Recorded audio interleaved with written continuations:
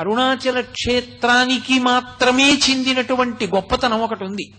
ఒకానొకప్పుడు పరమశివుడు కైలాస పర్వతం మీద కూర్చుని ఉన్నాడు.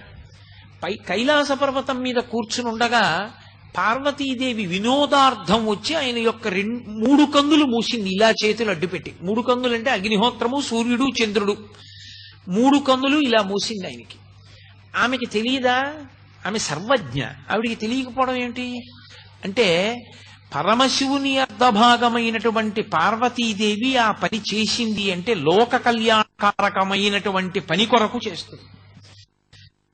ఆవిడ ఇలా చేతులతో మూస్తే పరమశివుడు ఆ చేతులు తీసే లోపల లోకములన్నీ గాఢాంధకారమైపోయాయి. రాత్రింబవళ్ళు తెలియలేదు. రాత్రింబవళ్ళు తెలియకపోతే తిథులు తెలియలేదు. తిథులు తెలియకపోతే యజ్ఞయాగాది క్రతువులు, సంధ్యావందనాలు అన్ని ఆగిపోయాయి. ధర్మము లుప్తమైపోయాయి.